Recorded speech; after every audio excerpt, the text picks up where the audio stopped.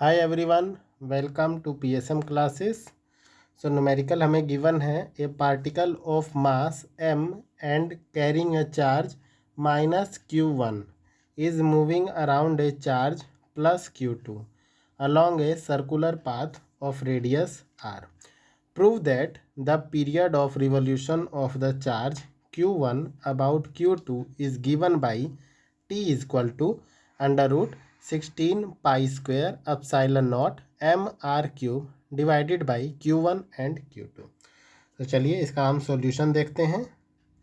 हमें क्या गिवन है कि एक पॉजिटिव चार्ज है जिसको पॉजिटिव चार्ज को q2 से रिप्रेजेंट किया गया है q2, और एक नेगेटिव चार्ज इसके अराउंड सर्कुलर पाथ में रिवॉल्व कर रहा है। ओके, सो जब कोई नेगेटिव चार्ज रिवॉल्व करता है तो इन दोनों के बीच में कूलाम्ब फोर्स ऑफ अट्रैक्शन लगेगा, एक कूलाम्ब फोर्स वर्क करेगा। ओके, लेकिन जब कोई पाथ सर्कुलर पाथ में मूव कर रहा है तो ये कूलाम्ब फोर्स क्या करता है, इसको टुवर्ड द सेंटर, मीन्स आप बोल सकते हो कि ये सेंट्रीपिटल फोर्स का वर्क करता है, सेंट्रीपिटल फोर्स की तरह काम करता है। और सर्कुलर मोशन में एक फोर्स जो है इस चार्ज पे अवे फ्रॉम दी सेंटर लगेगा, जो कि आप बोल सकते हो कि सेंट्रीफ्यूगल फोर्स का काम करेगा।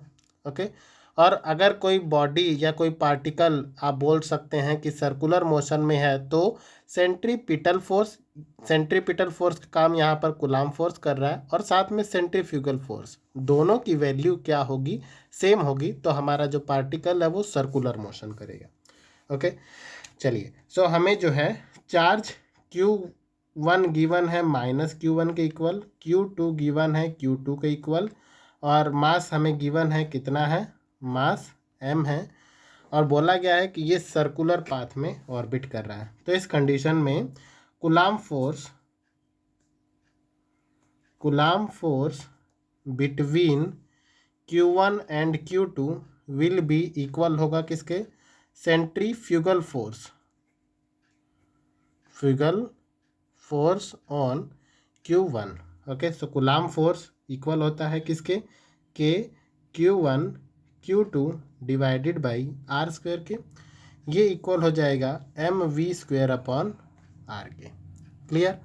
और अब हम जानते हैं कि जो वेलोसिटी है v वो इक्वल होता है किसके, डिस्टेंस अपॉन टाइम के। सो अगर कोई बॉडी सर्कुलर पाथ में ट्रेवल कर रही है तो डिस्टेंस जो वो ट्रेवल करेगी वो इक्वल होगा सर्कल के सरकमफेरेंस के, मीन्स 2πr के इक्वल होगा। और टाइम t हमें गिवन है, इस वैल्यू को हम इस अबव इक्वेशन में सब्स्टिट्यूट करते हैं तो हमें मिलता है के q1 q2 divided by r square equal हो जाएगा m/r इंटू 2πr/t का होल स्क्वायर। ओके, सो अब हम t को एक साइड, t को लेफ्ट हैंड साइड में रखते हैं और सारी वैल्यू को राइट हैंड साइड में ले आते हैं। तो यहाँ से t स्क्वायर ये इक्वल हो जाएगा m/r इंटू यहाँ 2πr का स्क्वायर हो जाएगा 4π² r²। ओके, और ये r² भी इसके साथ मल्टीप्लाई हो जाएगा, और डिवाइड में हमें मिलेगा के जो है वो इक्वल होता है किसके, 1/4π epsilon naught. Okay, so 1/k equal हो जाएगा किसके, 4π एप्सिलॉन नॉट के साथ यहाँ मल्टीप्लाई हो जाएगा, और डिवाइड में हमें मिलेगा q1 इंटू q2। ओके, सो r से यहाँ एक r कैंसिल हो जाएगा, तो हमें जो है t² इक्वल टू कितना मिला, देखिए 4 से 4 को मल्टीप्लाई करेंगे तो हमें मिलेगा 16 m। इसके बाद π² यहाँ पर है, पाई यहाँ पर है, तो ये हो जाएगा, सॉरी एप्सिलॉन नॉट भी है तो इसको पहले एप्सिलॉन नॉट को लिख लेते हैं, π² और π³ हो जाएगा, और r इंटू r² ये हो जाएगा r³ के इक्वल। सो यहाँ से हमें t की जो वैल्यू मिलेगी, t इक्वल हो जाएगा √16 और डिवाइड में q1 q2 यहाँ पर होगा, तो ये हो जाएगा 16 m epsilon naught π³ r³ divided by q1 q2। Okay, जो कि हमें प्रूव करना था ओके जैसा कि न्यूमेरिकल में गिवन है t equal to 16 pi cube epsilon not m r cube, और हमने प्रूव कर दिया है 16 m epsilon not pi cube r cube divide by Q1 Q2.